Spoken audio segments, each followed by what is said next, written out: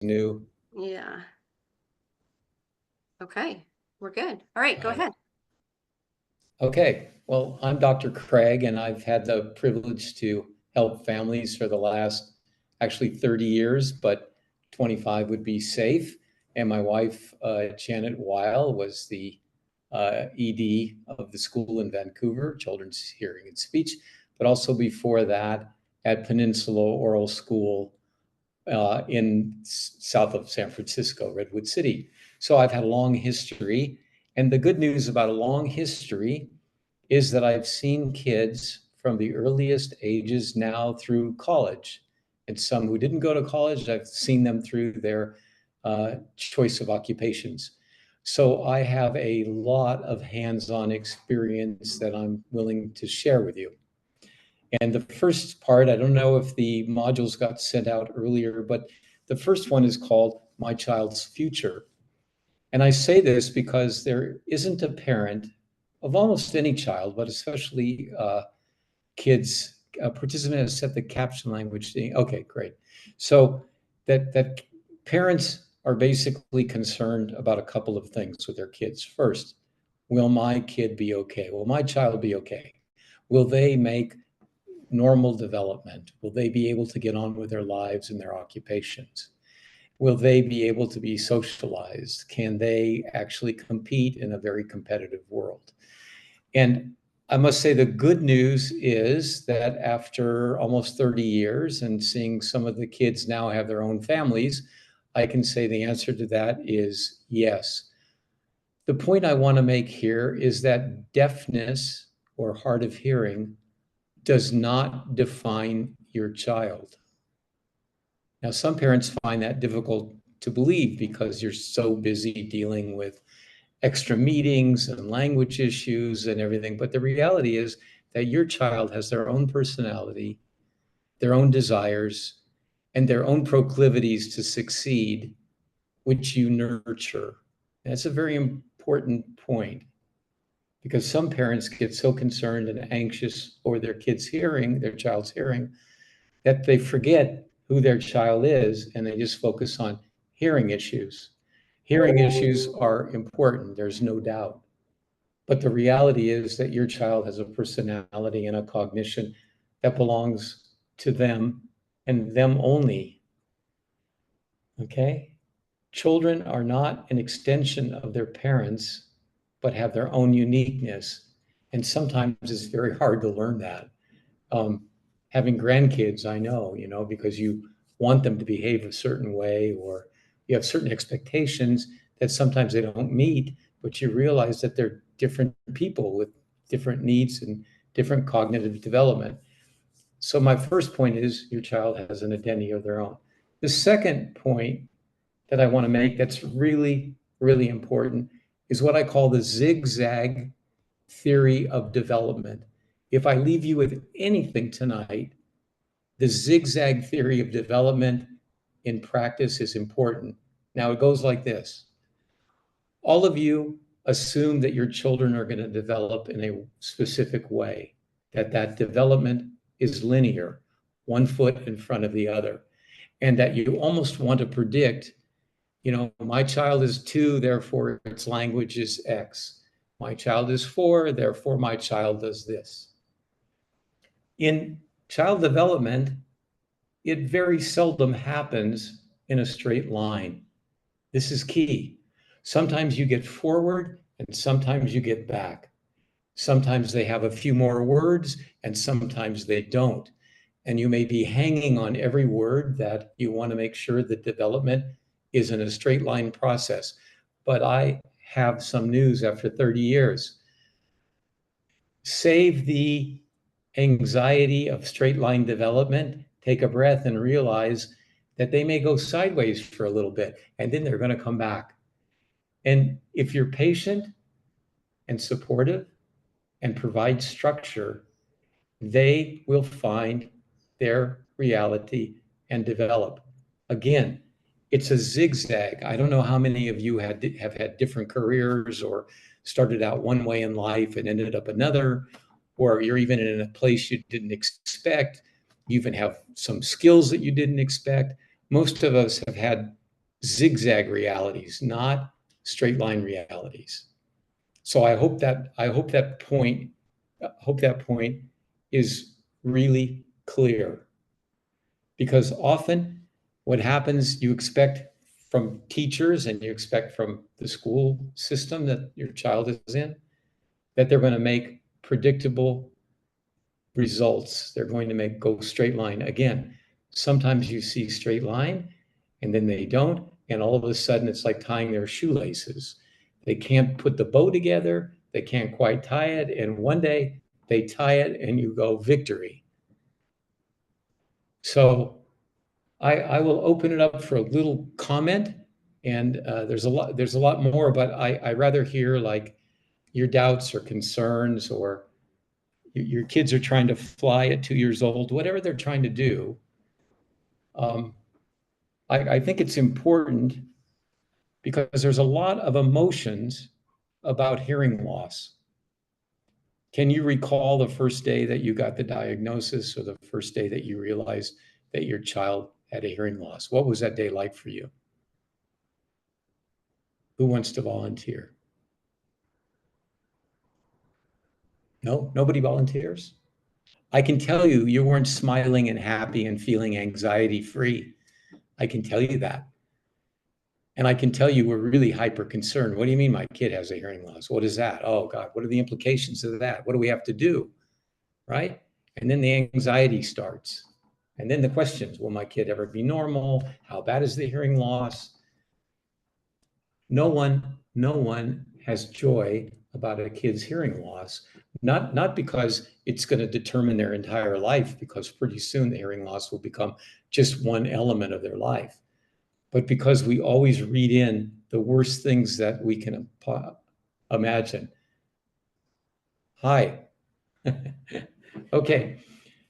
So you've all had emotions about hearing loss. Okay. And teachers have emotions too about, are they doing a good job? Why is this child having difficulty? Or how is this child succeeding? These are all thick emotions that happen.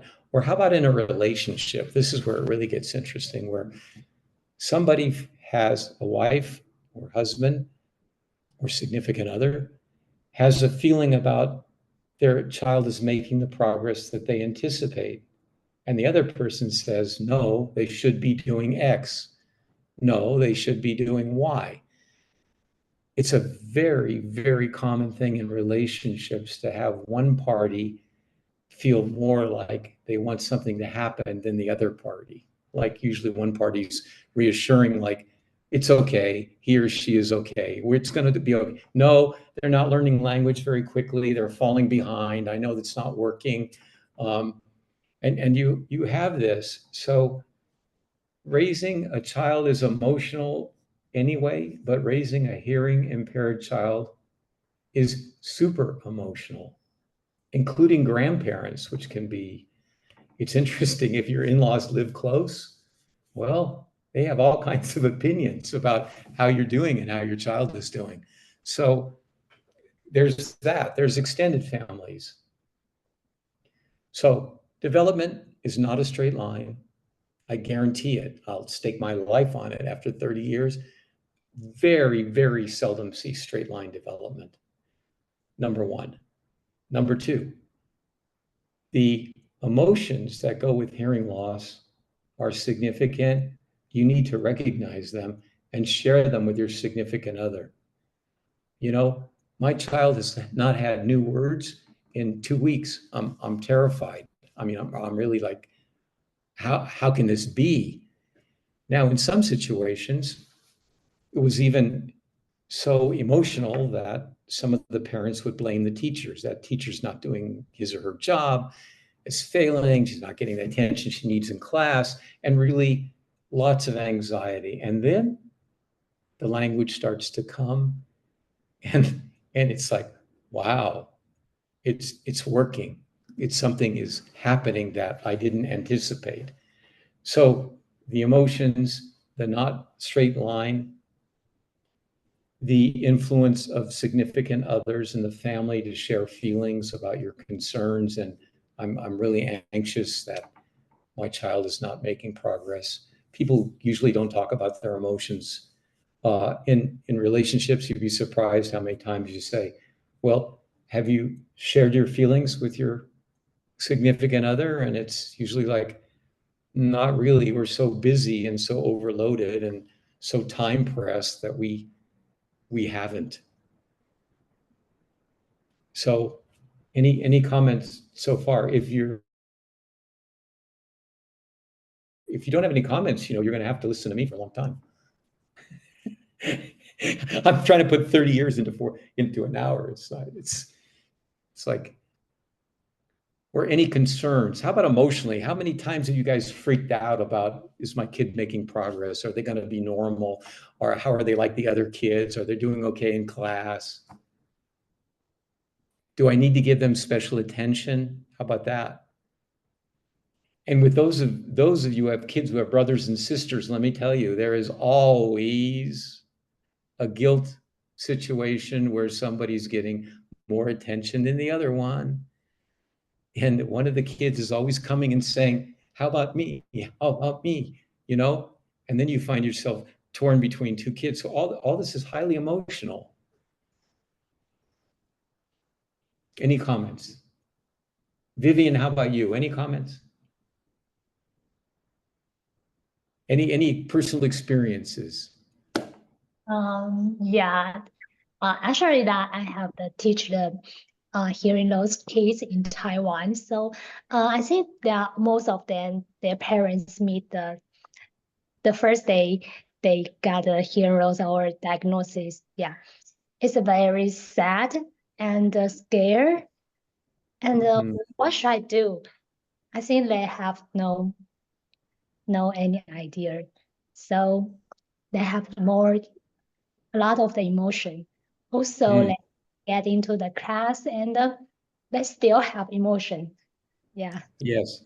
So yeah, just stay with them and listen to them. Yeah. I think that's a very important point, because also teachers, in a sense, are seen as administrators in a way. They teach your child, but they administrate.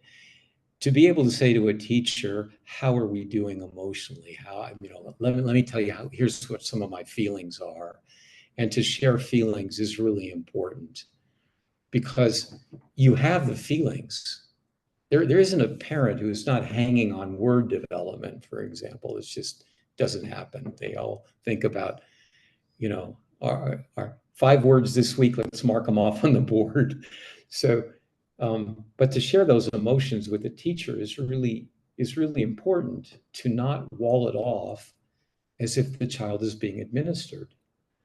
It's the difference between what I call the banking theory of education. We have a very strange way of thinking about education. The banking theory is you just deposit things in the child's brain, and then you wait for the test and they get the investment back. Okay? I don't happen to agree with the banking theory of education, because I said zigzag, which means there are more questions. And sometimes those questions take you in a direction you can't anticipate. Your kid may start and be crazy about insects or spiders, but the unit at school that you have to get them through is a unit on buttons. I'm being stupid for a minute, but on buttons. But you know what? Your child's interested in insects. Build on the insects. It's not just deposit. It's like they're curious, they're motivated, and they are so wonderfully inquisitive. Kids are just marvelously inquisitive. They want to know why the sky is blue, why my parents are so dumb, whatever it is, okay? Whatever it is. It's exciting, because remember, the point I made at first is your children are their own persons. And this means that you get to learn about them. You get to actually learn about another human being who has a different point of view, a different sensibility about life, who sees things from a different perspective. I remember this. I started a company called Imaginarium, toy stores with the small doors. Okay. We built those to about, I don't know, 100 stores, 85 stores. And one of the things I gave my sales people, I said, I want you to get down on the floor and crawl around on the floor and tell me what the world looks like to you. They thought I was joking. I said, no, because every child sees your knees. Okay. They're not looking in your eyes. They're looking at your knees. So you have to adjust your height and become more child-centric. And then pretty soon some of the sales associates got that. They were able to say, wow, everything looks so gigantic to me. I can't believe it. It's like crawling around. I'm looking at a table. I'm looking at a fixture. So again, zigzag, child-centric, take a breath, don't worry. They're going to make progress, and then they're going to fall back, and then they're going to make progress, just like all of us. Okay? Just like all of us. We're going to be in places that we did not anticipate but a few years ago. Okay? Janet and I are an example of that. We're living in Colombia. We never anticipated that. We got caught here in a pandemic. The people were nice. And we looked at each other and said, should we stay? And we said, why not? Well, 4 years have elapsed and we're enjoying it as much as the first day. But if you said I was going to live in South America and my wife was going to be almost fluent in Spanish, I would have said, not us. Come on, we're living in Vancouver. I mean, it's totally different. So again, to trust your child's nature and trust in development, that is so hard sometimes. You want to push, you want to drive, you want to make sure that your child masters something. And all that is normal and great, because when your expectations are higher, your child will perform to those expectations. Don't define your children as deaf or hard of hearing kids. That's really, and I'm not saying to be cruel to them and deny the fact that they have hearing issues, but I'm saying I've seen people with hearing issues actually fly planes.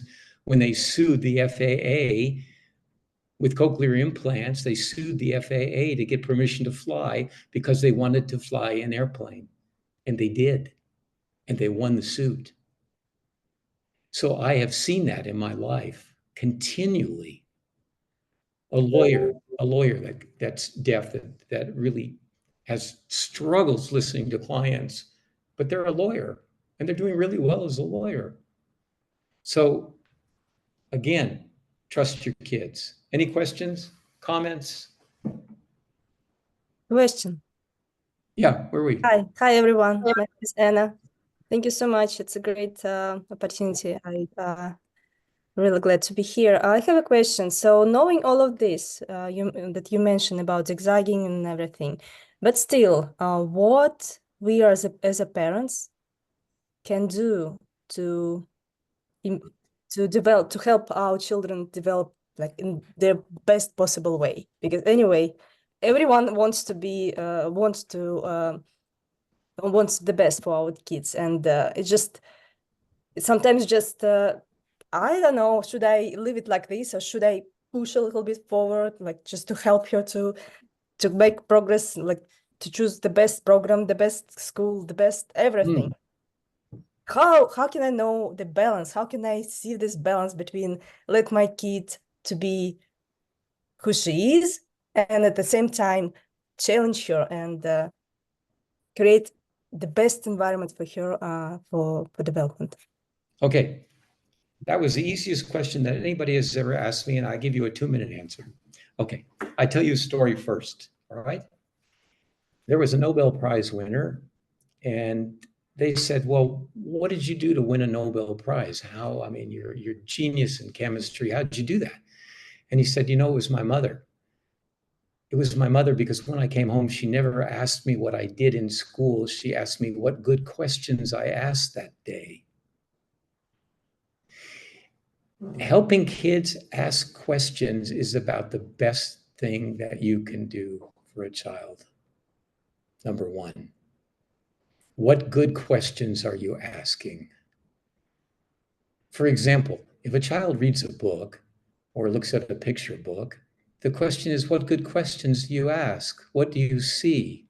What do you think is happening in the story? I often do this as an exercise with parents.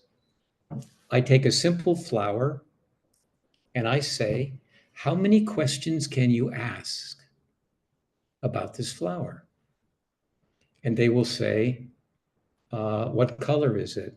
How big is it? How many petals does it have? And usually around 12 to 14 questions, it flatlines. And then I start pushing on asking more questions. What is the chemical makeup of this flower? On a molecular level, what's it look like? And then suddenly it opens up into a whole bunch of new questions. So the first thing I'd like to say to you is ask your child great questions. They see a TV show, okay? This happened to me in a therapy session. A child said to me, a child, 12-year-old, said to me, why is Darth Vader more interesting than Luke Skywalker? Wow. I almost fell off my chair. I said, Luis, that is a very profound question. Why is Darth Vader so interesting? Why were you fixed on evil when the good guy in the white is so good? And this led to wonderful conversations, deep conversations about good and evil and why some people are liked and not liked. And do you ever feel this way excluded? Do you feel mean? Whatever it is, that it leads to really interesting exchange. So one, ask great questions. Two, go for dialogue. Go for dialogue. Words are key. Three, get your kids off of screens. I'm going to say this again because screens have become the babysitter of reality and it's killing complexity. Okay? Now, I wrote a book called Technostress, The Human Cost of the Computer Revolution years ago, where I interviewed kids and found out that it was actually changing reading styles. And what I practiced with parents at the time was called code switching. Because when you see things that are visual and you see only small amounts of print, the kids will go for visual every single time because print takes reflection. Print takes a cognitive exercise that takes energy. Which one of us would rather read Hemingway versus Faulkner? Well, every kid will read Hemingway because it's telegraphic. Boom, boom, boom, boom, boom, boom, boom, boom, boom. Who wants to read a long passage of reflection? We have been socialized away from complexity. So you need to get them off of screen time, ask them some questions, challenge them in ways that they can't get, and I'm going to repeat this, cannot get from a screen. They can't get it. It's nothing like you saying, wow, why do you think this plant is yellow? Or why do you think how did this lizard end up being like this lizard? That is not the same as watching a lizard on a screen. I guarantee it. I know from several years of research. And I know that you're tired and exhausted, and it's really easy to turn on the TV or give him a computer or give him his phone or whatever you want. I even see it in restaurants. I happen to be a crazy person that actually gets parents angry at me because you go to a restaurant and you sit down and there are 4 people at the table. The 2 kids are looking at their screen and their parents are typing in, and I'm going like, there's no socialization going, there's no discussion going on, there's no interaction, none, zero, no complexity. And seeing one cartoon character whack another one is not complexity. It's stupidity at its best. Your kids are really smart, intrinsically intuitive, intrinsically curious. Question. One more question. Yeah. The screen is Sorry, hot. did I go, was I too strong on that point? Yeah, no, that's fine. I mean, the screen time and everything is hot topic, I think, for everyone, for every family.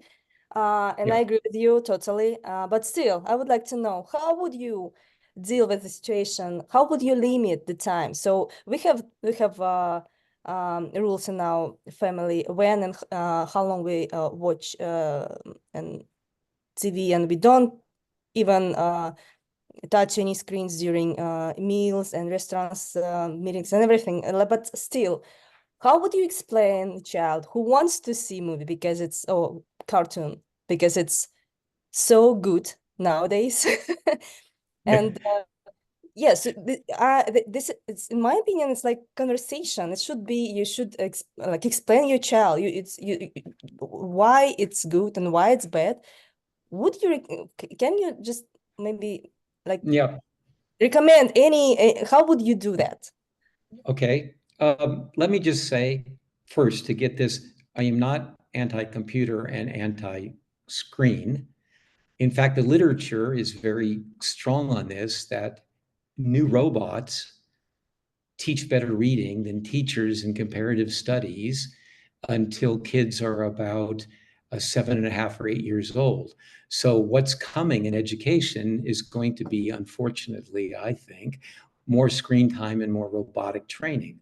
Now, that being said, I can interest a kid more in planting seeds or plants and watching them grow or wondering about their growth than you can get on a screen. And yes, screens are seductive because the designers are going into their brains, into their cognition, into neurocognitive development and designing to it so they don't even know why they're seduced by it, but they're seduced by it because it's the case. You need to provide alternative experiences. And this is a key. If the alternative experience is painting with watercolors, great. If it's making something out of clay that they can feel, great. If it's making music, like banging on something, it's great. If it's planting seeds in a flower bed and watching it grow, it's great. To create alternative experiences is key. You don't have to say the only experience you get in the evening, because we're so exhausted, is you sit in front of the screen and watch it.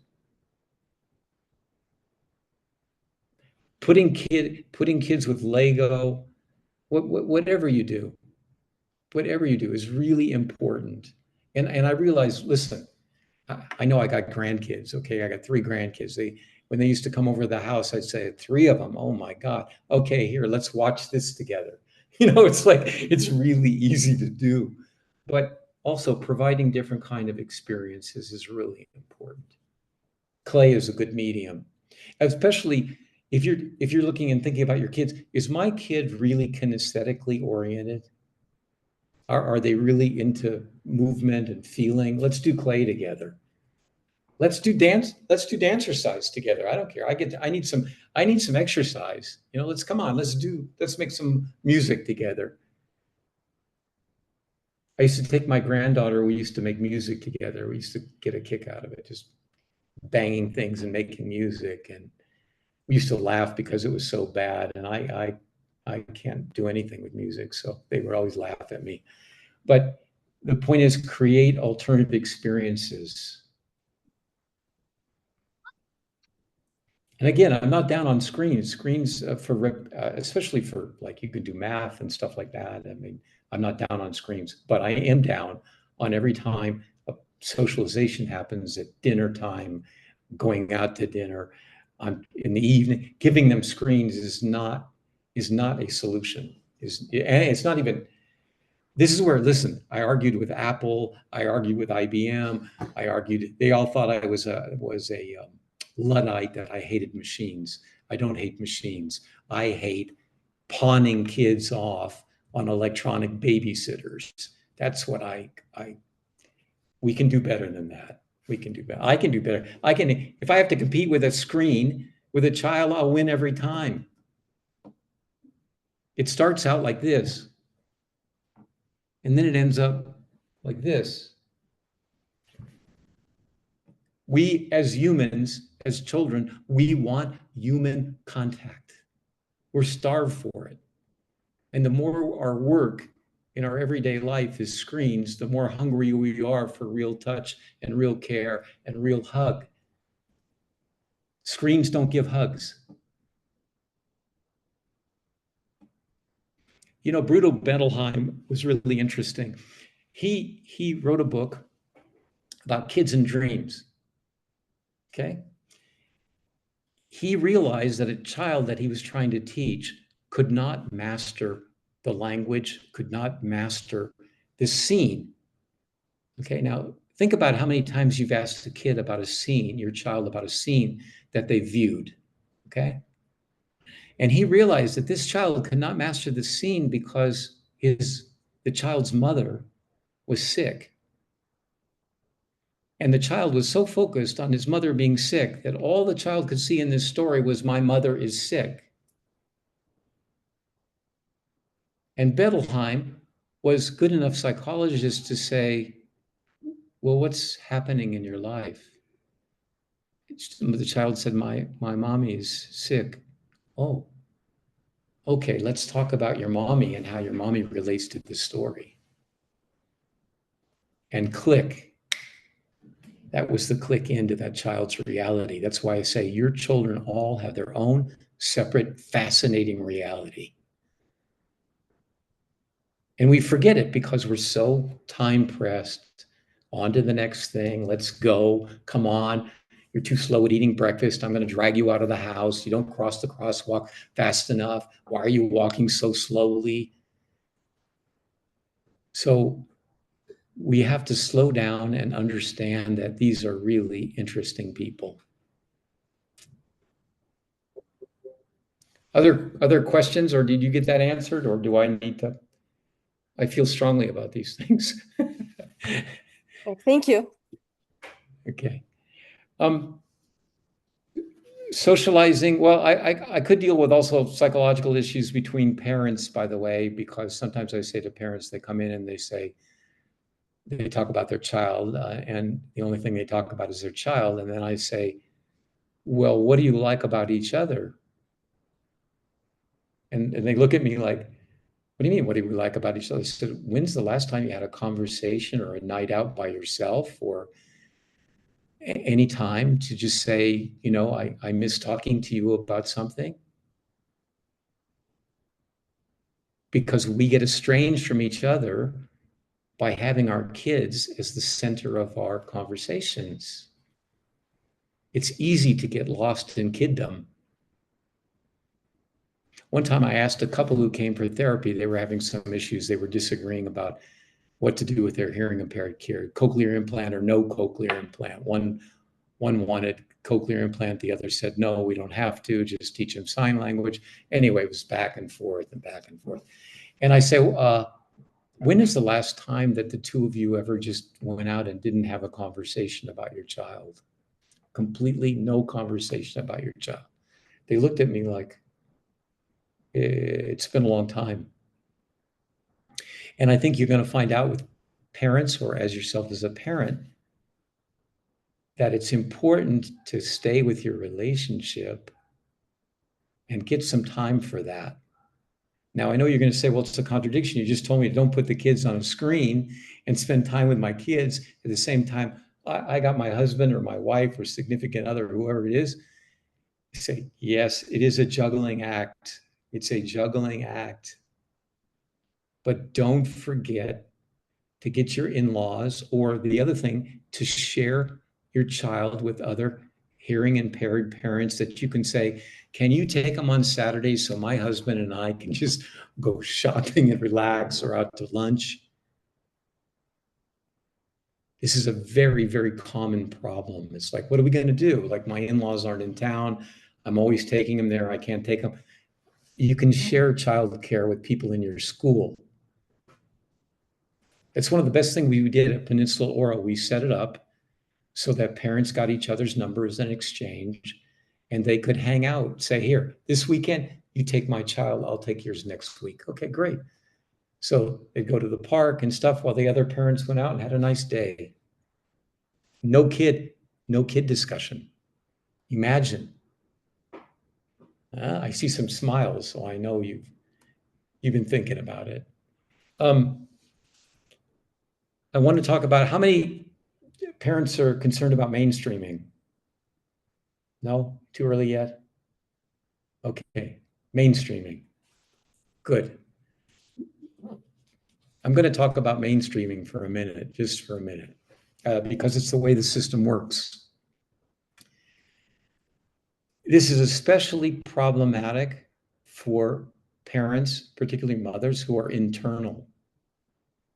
Being internal and not being extrovert can be an issue because our culture in the States, and Western culture in the States happens to be very extroversion oriented. I worked in Japan for 3 years in Osaka, okay? In Osaka, they have a saying there that when the nail sticks up, it's going to get hammered. So parents are quiet, they don't say much, they ask roundabout questions, not direct. Now, in our culture, extroversion is power. And the more I speak up and the louder I speak up, the more I get paid attention to. So if you have issues around your kids, all I can say is, if you're internal, practice at home speaking up and ask those questions. I remember Connie, who was an African-American woman who was very internal. Trying to get her to make a peep was, she liked to crochet and she was wonderful. She just made me a big blanket and she was a really wonderful person. She could not speak up for her child. And I said, Connie, you feel strongly that you're not getting your needs met. You feel strongly. I said, first thing, do you know what the school system by law has to provide you? No. I said, well, you need to find that out, number one, because you all have resources that are by law provided to you. Okay, that's number one. Number two, I say, you're going to have to learn to speak up because nobody cares about your kid as much as you do. Not even your psychologist. Okay? It's just, you have a child, you care about your child. And you need to convert that into the school system. Now, I don't mean being completely jerky with a teacher. Why are you doing this? How come you're doing that? I don't trust you. You're driving me nuts. You're not doing anything, blah, blah, going crazy. But you need to speak up for your child. I'd like to see my child get, like having an IEP, okay? That by law is fact. You get an individual education program, you get an IEP. Some parents say, well, no, they didn't offer it to me. Well, they didn't offer it to you because in our culture, if you don't speak up, you don't get it. So when you go out of, hey, where is that? So when you go out, and even in any school system or any system, you need to learn to speak up for your child. Question?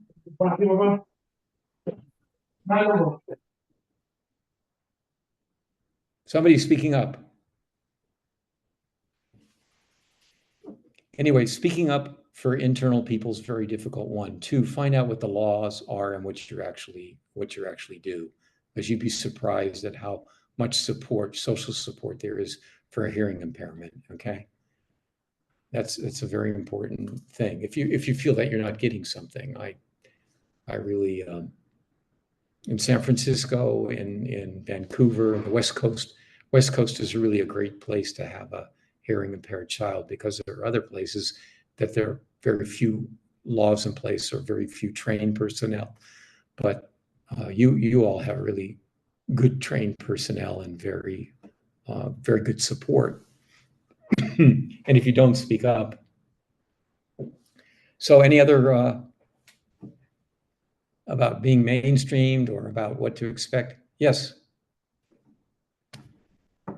I do agree with what you just mentioned about speaking up, and I am an internal mom, but I do want to protect my child. But another thing is that I know the more or less the statistics that there is a lack of like audiologists or educational assistants, and I can speak up as much as I want to, but if there's a lack of professionals, how can I help my child any further in that? So Yeah. it's kind of difficult. I think that one thing that you need to do is, have you approached to school that children's hearing and speech and find out how to do that, where you can find that? My son is still at Children's Hearing and Speech Center, but it's his kindergarten grade year, so to say. And that's why I don't know what to expect when he is finally mainstreamed. And that's kind of a big fear for me as a mom, how it's gonna look like, how he will do in a class where so many kids, and how will he gonna lose some information, because that's what apparently happens, as much as I know, because of Yeah. his hearing loss and things like that. It's just so many things going through your head that at some point you don't know how to cope with that. Yes. And I will say that those concerns are real. And that happens because most classrooms are not constructed for hearing impaired kids. They're very poorly constructed. They're either the windows are exposed to lots of noise from a street, or there's a lot of noise in a classroom and the teacher spends a lot of time trying to maintain control and the rest. I think it's very important to start early with that and begin to explore that with the teachers that you have, and to say, how are we going to do this? I remember we had some kids who weren't doing well in school, actually, and we had to build in transitions. So we built in like half-day transitions. So we had a transition program that we built in. I think, I don't know the specifics there because it's been a few years since I've been there, but I think that it's important to build in a transition, important to share the concerns, and important to explore those concerns, to set up situations where your child might have to listen to some other background noise and actually learn how to handle that. But it is a change for sure. I remember my granddaughter, for example, had problems kinesthetically. She couldn't sit still in class for more than 15 minutes. And she had a very cruel teacher in elementary school, very cruel. And the teacher said, you have to sit down or you have to leave my class. So I went to the school and I met with the teacher and I explained that my granddaughter, it's not that she wants to disrupt the class. It's not that kinesthetically she needs to move. This is a problem. And it turned out later she had a problem. Anyway, so I got permission for her to get up and walk 2 or 3 times around the room and then sit down. And pretty soon the other kids got used to her doing that, and it was okay. So it was the teacher's anxiety about maintaining control in the classroom, because I said, let's give it a little try. And she did. But at first she was very, you're going to find out that different teachers will be different, right? Some people will understand and they will make place, and they will say, sit in the front row, do not sit in the back of the class. It's not a good idea. Sit in the first 2 rows, that's a good idea. Sit in the center, that's a good idea. So that she can have, or he can have, better access to language and better access to sound without having all the distraction.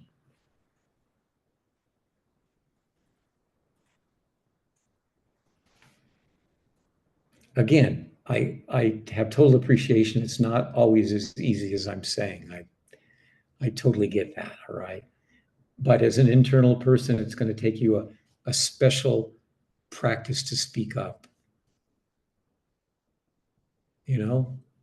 And by the way, not just fear for your child or concern, but actually your child needs a little this, you know? It's not, how can I say this? It's not your fault or weakness that you are speaking up for your child.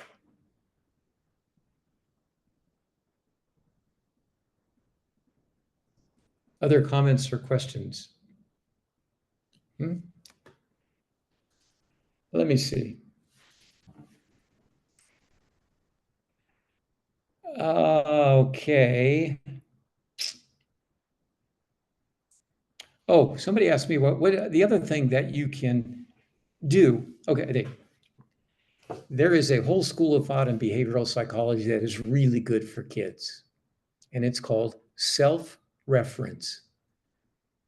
You can teach your child to have good internal control. Now, this is the key. 60 years of research and it still holds.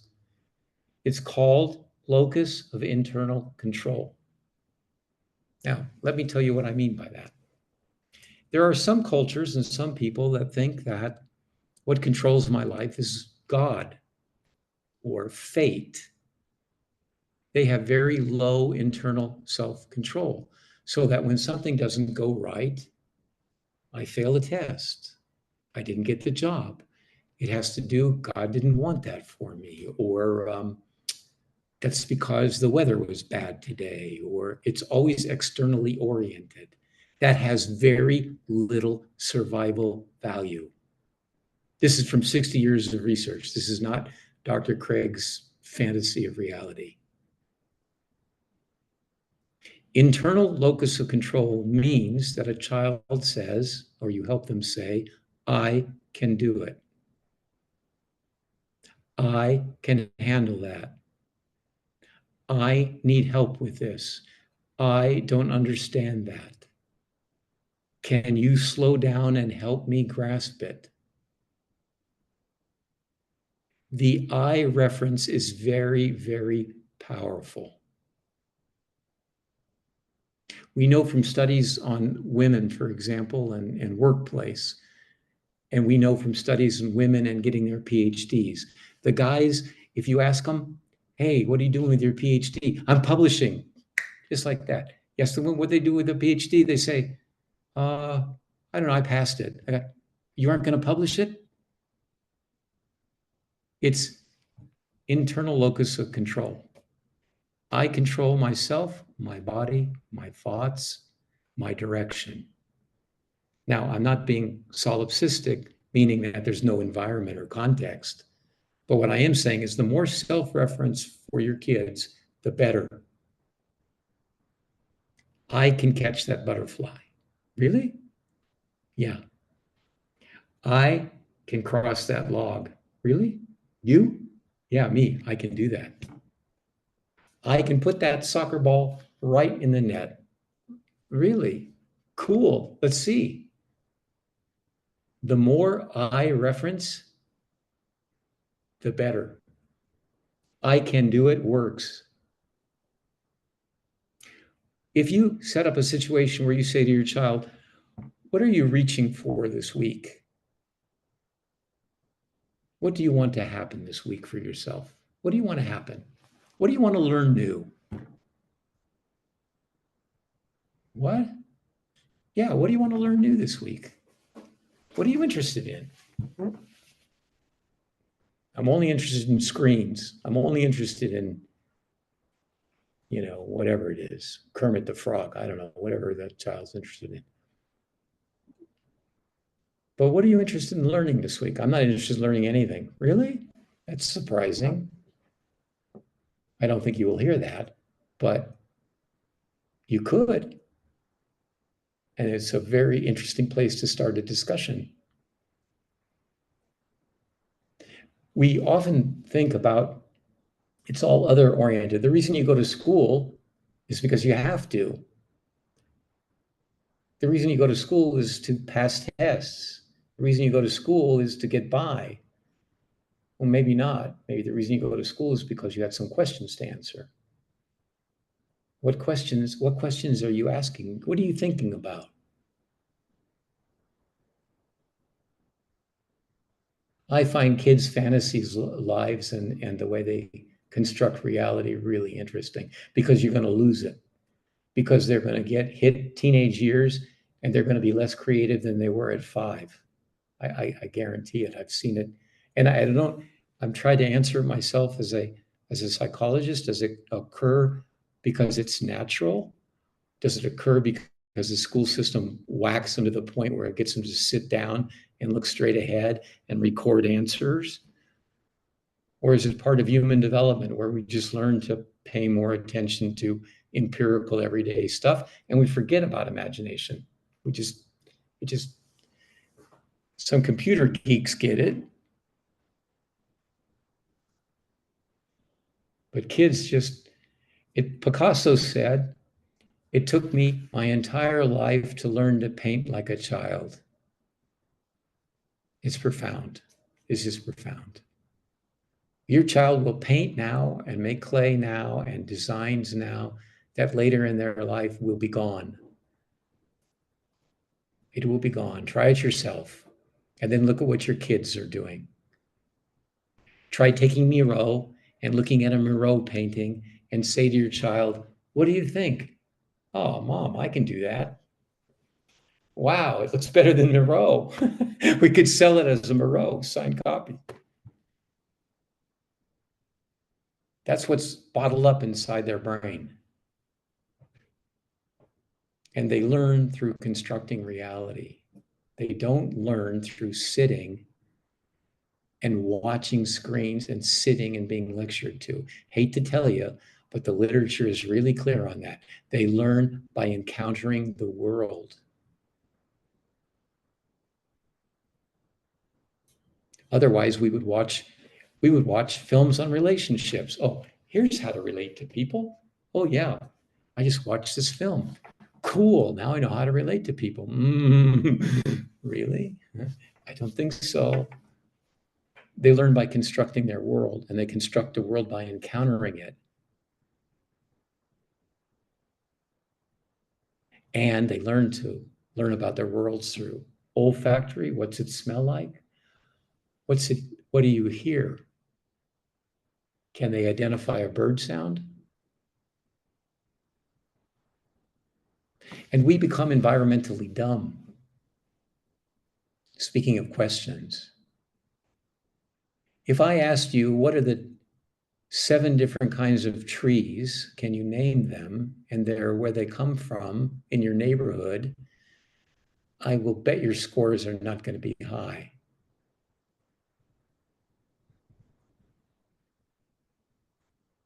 I just learned that one of our palm trees here comes from Madagascar. I was like, Madagascar? How did it end up from Madagascar in our backyard? It's like, Madagascar? A palm tree from Madagascar? Really? Oh, okay. So, but my point is, it's my backyard. I've learned to identify 11 different kinds of birds. These birds are not in the northern environments. We have a scarlet macaw. I can tell by its sound now. I can hear it. And Janet and I quickly run to the balcony because they're multicolored and reds and greens, and they got 3-foot wingspans, 2.5 feet, and they're stunningly beautiful. Okay. I never heard those sounds before. All the sounds in the South are different. The birds make different sounds. We don't have blue jays. We have a Keskedee, and the Keskedee makes different sounds, different colors. Your kids can definitely learn that all around them. Okay, any comments? Solved all the world's problems today. Now your kids are ready to go to MIT, maybe.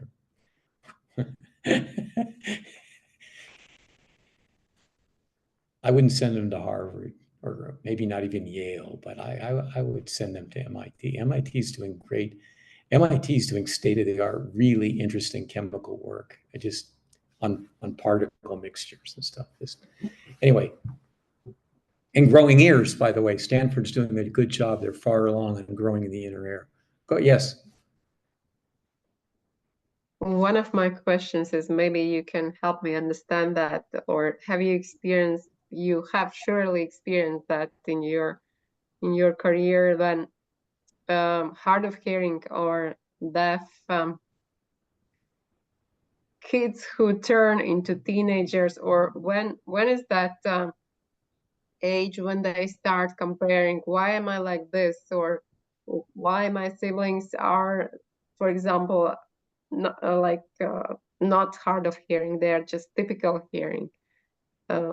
I guess that comes together with personality as well, but as a parent and having siblings who are typical hearing, in our family, Aaron has 2 brothers, they're typical hearing. So is there any recipe at all how to do that so he doesn't feel not like a loser, but like Different. lacking something? Different. Yes. Different. So what are the positive aspects of being different? Well, you're not boring, let's say. You're different. You have something special, right? Right. And have you seen him compensate in any way for the fact that he can't hear as well? Is he more of a reader? Is he more of a kind of a observer and watch things carefully? What does he do different? He's 5, and it's the age where he still doesn't feel difference, that he is different. That's me who knows or perceives him as being different, right? So maybe that's my problem after all. I don't know. Yeah, but I mean, I think it's worth some conversations about maybe he doesn't feel different. Maybe he just feels that he has to work a little harder. And maybe you can ask the question about what the difference means to you, because it may be your anxiety too, that you want to protect him a little bit more and, have some feelings for that.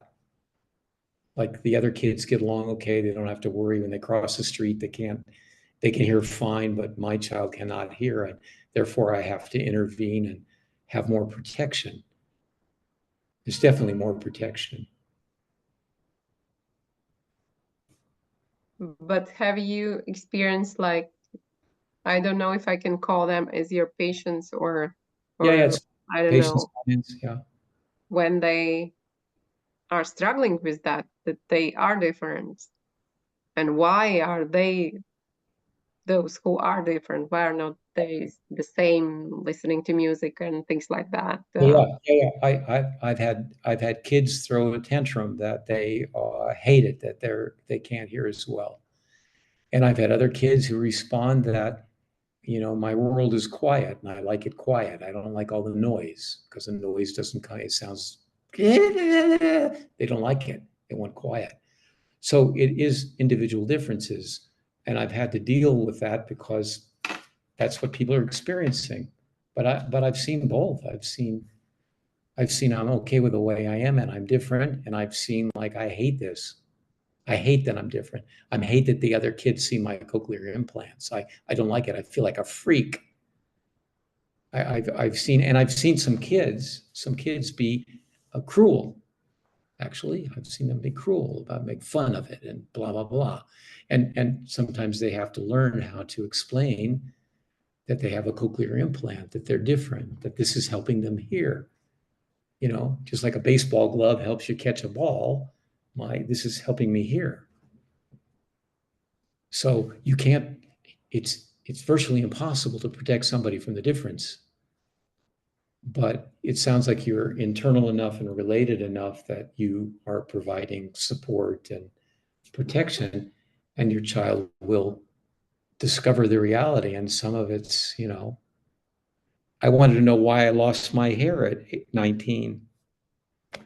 No, I'm serious. I'm combing my hair and my hair is falling out in the comb, and I'm going, oh my God. I'm the only person in early 20s who's got no hair on the top of my head. Wasn't comfortable. But I learned to understand, well, it's genetics and this happened, and my grandfather's bald, my father's bald, blah, blah, blah, blah. But I didn't like it. And there will be differences, for sure. No question. Don't deny them, explore them. Don't tell your kid, yeah, you're just like all the other kids. But no, you're not just like all the other kids. You're having some struggle with hearing. Question. I have a question. Back Sure. to the schooling and choosing between private and public school. Any advice, any observation, or what to look for when I decide where to go, to public or private school? Thank you. Yes. For First, kindergarten and up. kindergarten up. Okay. That's just almost my pay grade, kindergarten. Okay. So now this depends on 3 different things. Number 1 is your educational philosophy. All right. Where are you from? Are you from Russia? Where are you from? Yes, from Russia. Yes. Okay. So you have one of the greatest psychologists in the entire history of the human race, and his name is Vygotsky. And Vygotsky was different than Piaget. Piaget said development happens because kids interact with the world, which it does, and their cognition unfolds in a very linear way. And so he predicted when kids can do certain things. And then Vygotsky came along and said, you know what? It works dialectically in relation to personal relationships. That is, that kids learn through interaction with parents and other kids. And so he had a field theory, genius, brilliant guy, brilliant, influenced the field incredibly well. So if you have a theory of education that says my kids learn better by doing this or that or the other thing, then you need to find some schools where the philosophy reflects your philosophy. Like, wow, they really emphasize the kids at recess building castles. I'm going to be stupid for a minute. Or they really emphasize the social aspects. They emphasize teamwork. They emphasize kids working together in small groups and helping each other. So you need to look for, 1, your philosophy of education. Take a read of Vygotsky. You'll be really pleased. I can't read it in the Russian. I've had to read the translations. But take a look at Vygotsky, number 1, or Bruner, number 2, because Bruner basically was an American that took off from Vygotsky. So that's number 1, your philosophy of education. 2, how much individual attention do you think your child needs? If you think, gee, my child really thrives on individual attention, some don't. They want to be left alone and do their own thing. And a public school of 25 to 30 kids in a classroom is okay for them. They do okay with that. Other kids just get lost. Unfortunately, we got a whole sector in that middle range that are just lost. It's terrible, actually. But depends on your child. So you got your educational philosophy, you got who your child is, and then what's provided by the school in terms of individual care and attention. I prefer, if you ask me bigger or smaller classes, I take smaller classes. If you ask me construct reality or sit in front, take notes, I do construct reality. But that's because my philosophy is more experiential, and I grew up with that. So can you please explain what this construct reality is? Oh, sure. If you look at the way we assume kids learn, we assume they learn upon reflection of listening to somebody like myself talk and take notes and take tests. Now, we assume that lecture and reading create learning, and they do to a certain extent.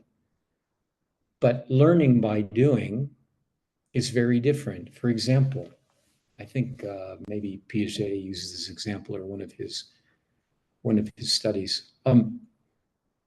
If you want to teach geometry to a kid, get a log and an axe and hollow out the log and ask the kid if this is going to float.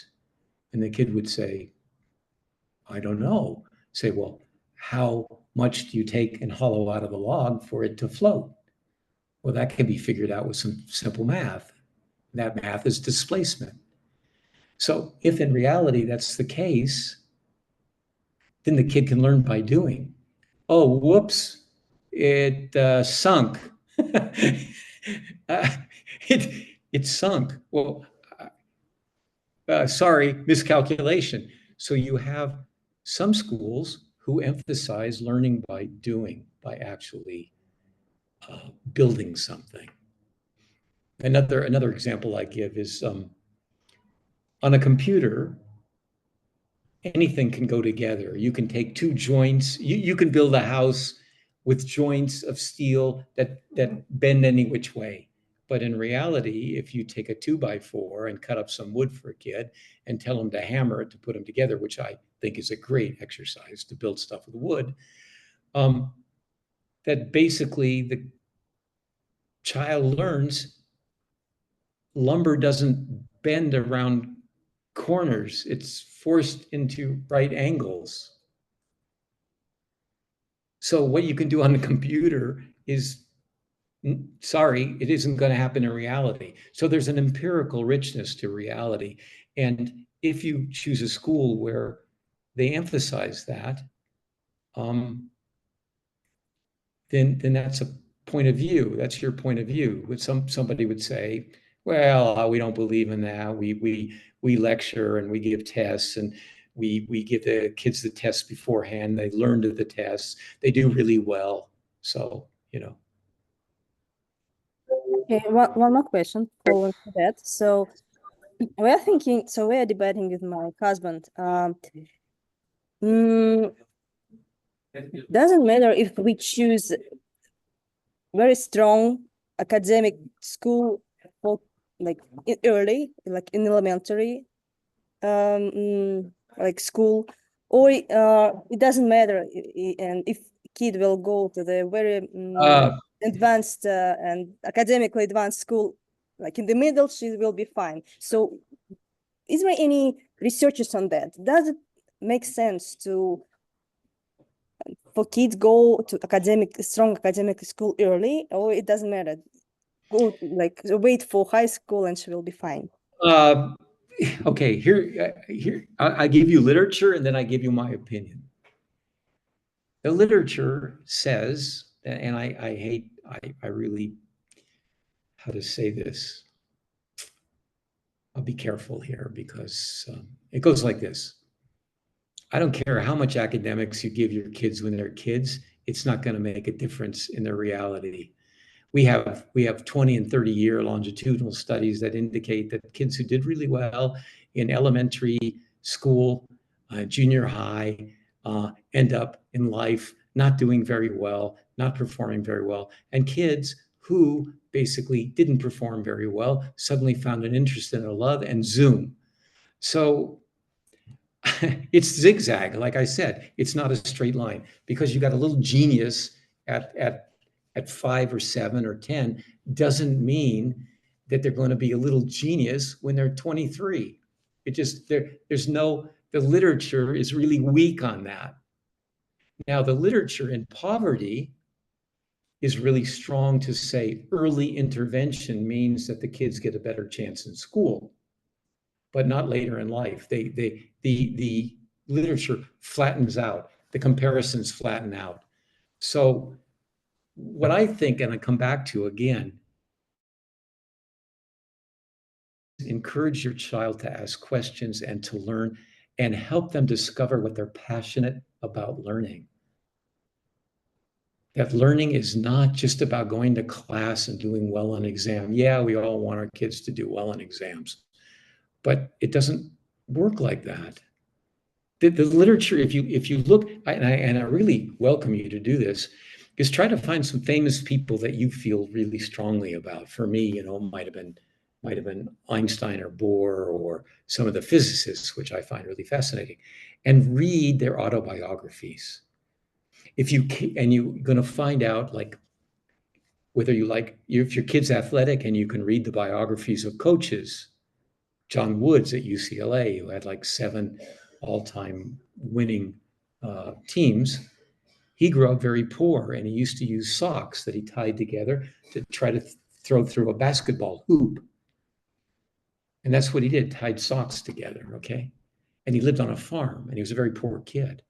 But he learned how much he had and loved to put those socks in that hoop. And he ended up becoming the #1 coach of UCLA for years, and Hall of Fame and a whole bunch of stuff. But I encourage you to read biographies and find out how different people arrived in different paths.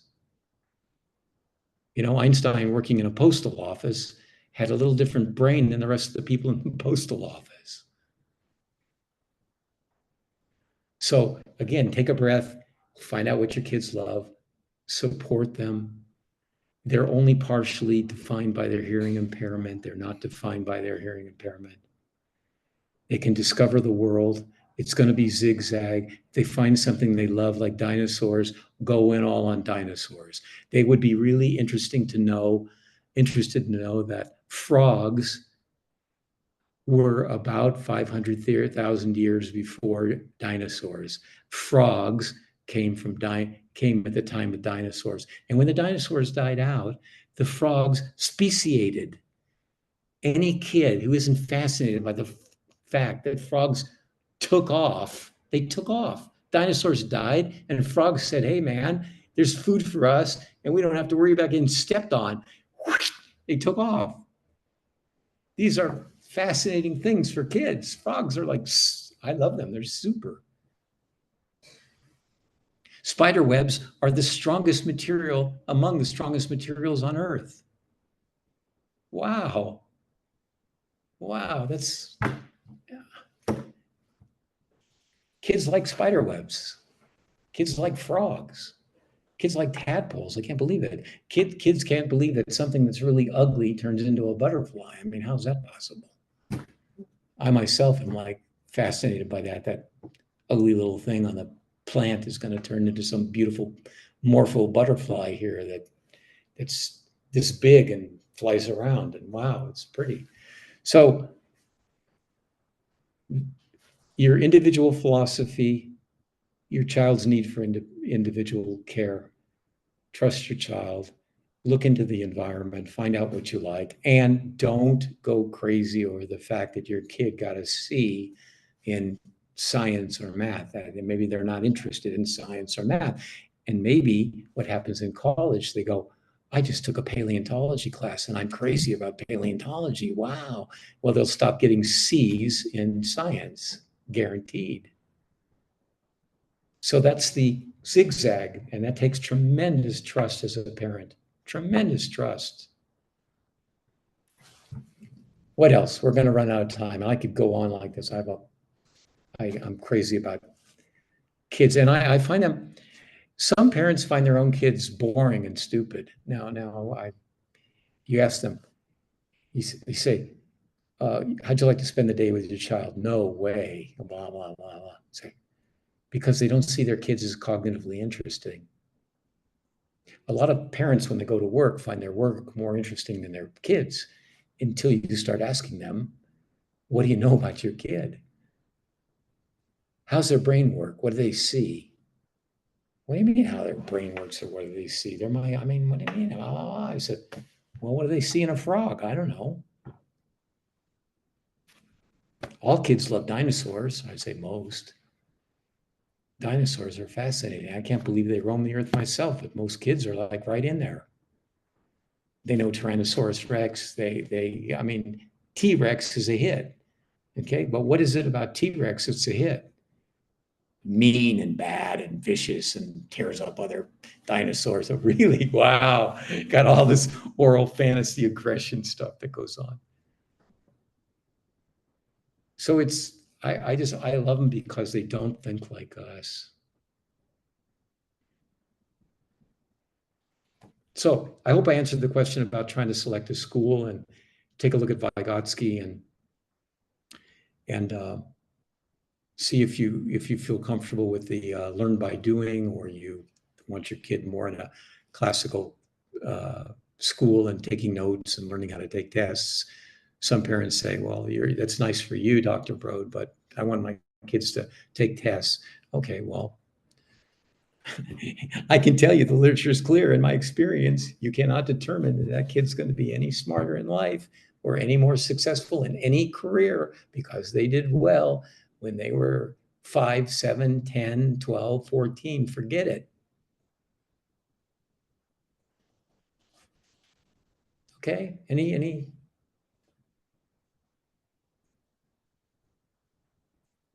comments? I hope I'm not too passionate about the points, so I've stifled comments, but it's just, I love child development. I just find human beings fascinating, sometimes cruel and sometimes doing terrible things to destroy our world, believe me. But there's this other side, which is the kids coming up are creative and smart and challenging, and they're the inheritors of our world that will create new things, whatever it is. Nope, that's it. No questions. I knew. Last question. Okay.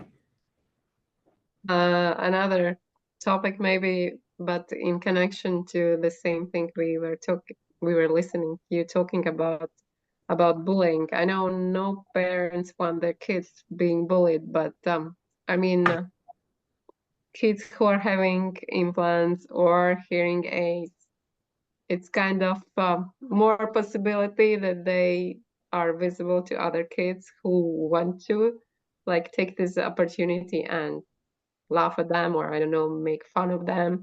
Is there any recipe for parents to, like, I don't know if that's avoidable at all, or I mean, anything. I'd love to say I knew how to control that. That's very difficult. What you can do, though, in making a transition is making sure that if you have a hearing impaired child, that they can have other kids in their immediate universe that are hearing impaired, that you don't need to throw them into a whole new group of kids who basically are pro-bullying. And I mean that in the sense of, it's not that kids start out pro-bullying. It usually starts with comments, and the comments are snipey and stuff. But I think you can't. I don't know how to protect them from that. I mean, it's like on a schoolyard. It's difficult, but you can lessen that by having them with other kids who are hearing impaired. So to help them create their own counterculture, if you will.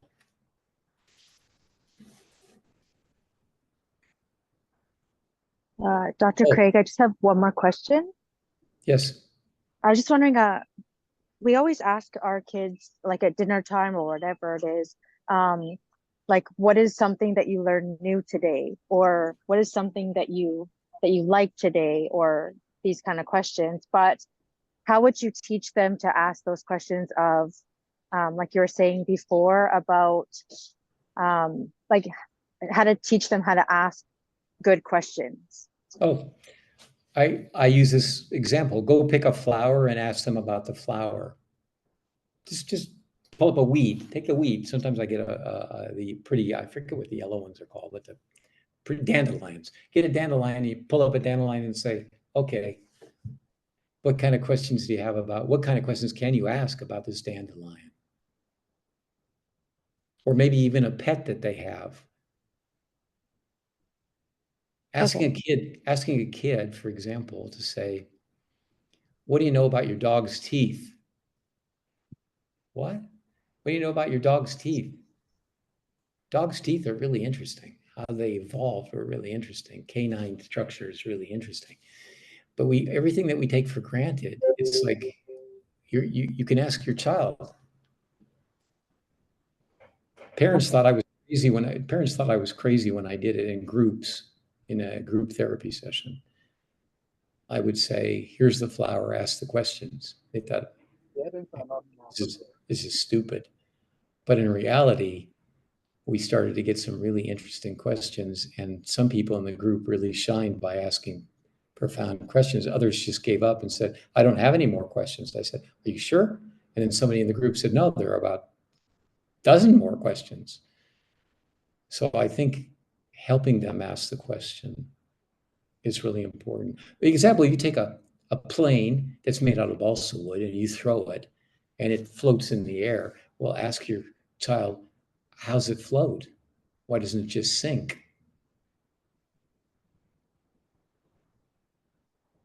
Or how about the history of buttons? Buttons have a really interesting history, okay? Zippers have an interesting history. There's only 2 families that control about 80% of the zipper market. Really? Yeah. Well, yeah, because the great-grandfather invented the zipper. Wow. How'd somebody invent Velcro? Isn't Velcro is a fascinating material? I'm just so fascinated. Things can, hold hundreds of pounds by little particles going together. I just think it's like, wow, no kidding. So I think you can get kids to ask questions, not even abstractly, like what good question. Just say, hey, or how does this work? How does this work?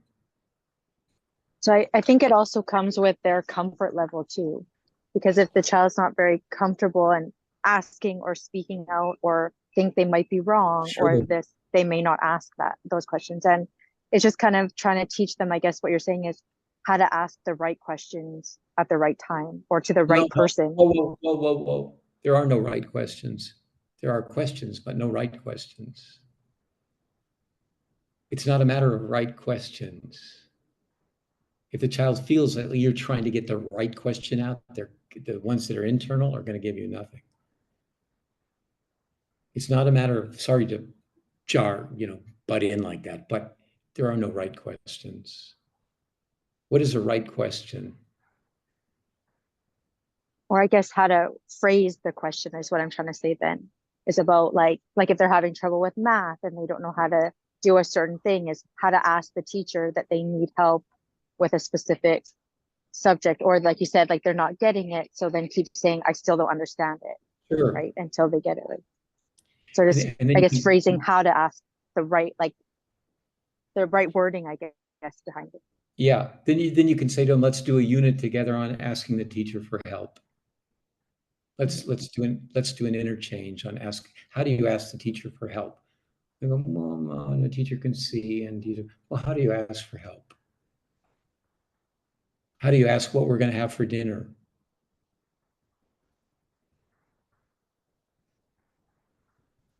And the reason I felt so strongly about not the right question is because kids feel judged when they're, you didn't do that right because you're supposed to do that right and you didn't. But in reality, you're trying to help them speak up and ask questions. And there's a certain power that comes with questions, and maybe help them to see the power of the question, the actual process of asking questions.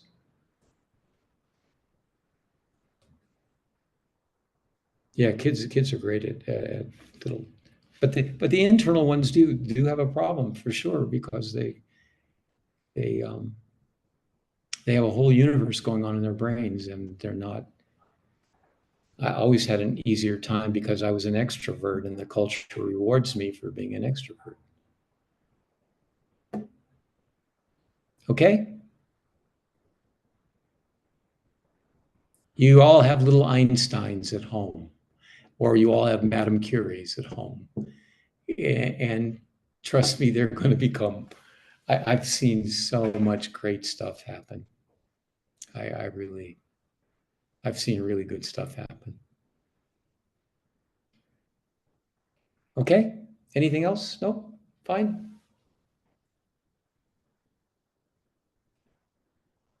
Thank you so much, Craig, for this time. I think it was really valuable, and I hope that everybody else got some really good information and insight from you. I know that I did. for sure. And Sarah, please tell everybody to feel comfortable with, if they have some problem that they can't figure out and they need some feedback, I'm always happy to give some feedback. Perfect. Great. Sure. Awesome. Thank you. So you're free to leave or stick around. I just have that quick few slides to show about some resources that are available. Sure. since Sure. December. Sure. Okay, let's see. Bear with me while I find it. The voyage. Mhm. Oh, where did it go?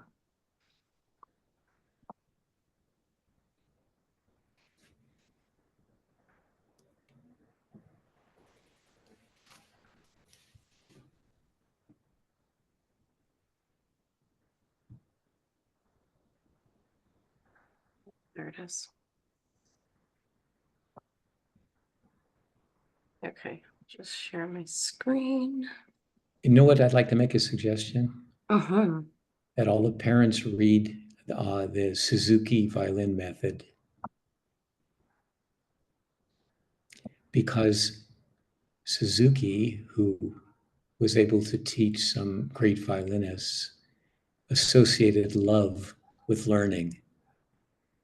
And I think we forget that because we're so test oriented. But if they read the Suzuki method, where the mothers learn violin with their children, and the children, some of them went on to become great violinists because violin is associated with love. So I'd like to make that suggestion.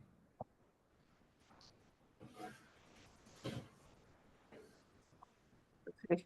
Sorry, let's see if this works.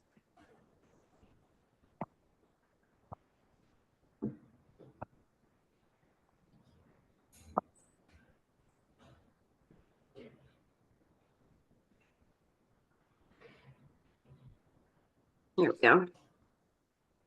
Okay, can everybody see that? Yeah? Let's see if it Yeah. will do this. There we go. Okay. So support services and resources available in British Columbia and Greater Vancouver. So some of you may or may not know about Supported Child Development. They're an agency that we work with quite closely, and they support children who are already in the childcare setting. So they don't work with families, but they support children age 3 to 5 when they're in a childcare facility. Cool. Alan Cashmore is a facility that helps with general mental health, anxiety, behavioral challenges. And again, children are referred around 0 to 5 years old. This next one is actually a link. It's a whole almost pamphlet of resources. So I'm not going to click on it now, but as I said, I will send this out to all the families. I think Yeah. even the ones that didn't Look at the resources. attend. There's Guide by Your Side, Hands and Voices. There's Sunny Hill Health Center, and that's oh, hi Janet. That is a program within BC Children's Hospital, and they have a specific hearing loss team. So that would be another resource available.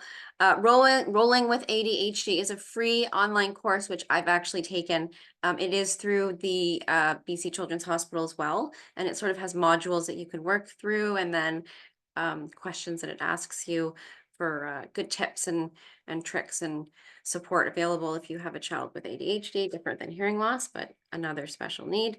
Deaf Wellbeing, Kelty Mental Health through BC Children's Hospital, again, the Pacific Autism Family Network, so that's specific for children who have autism.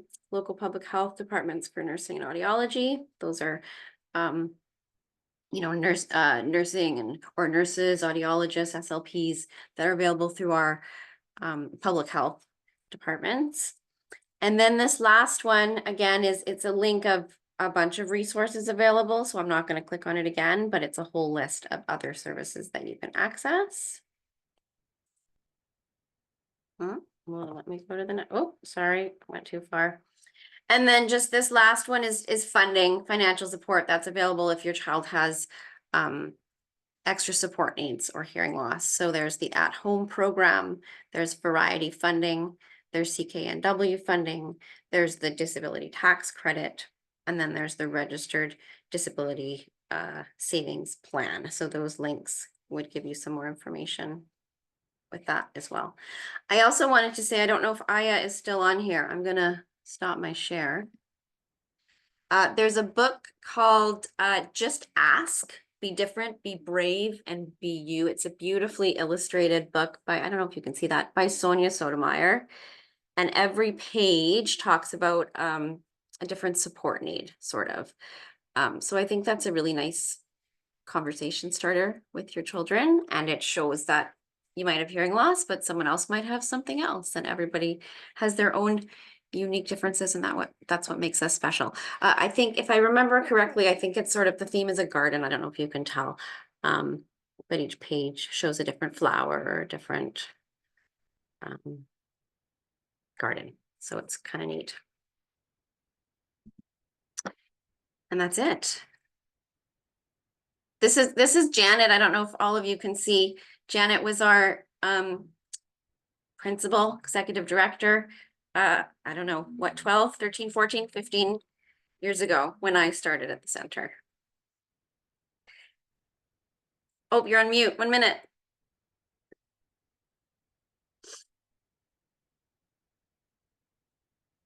No, wait. Did you unmute you? How do we do this? There you go. There Hi, we go. Sarah. Hi, everybody. Yep, an amazing time in Vancouver at that incredible center. 2010 to 2017, actually, most of your children probably weren't born then.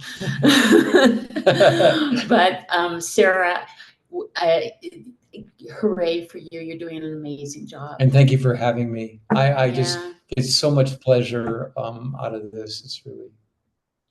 It's wonderful. Thank you.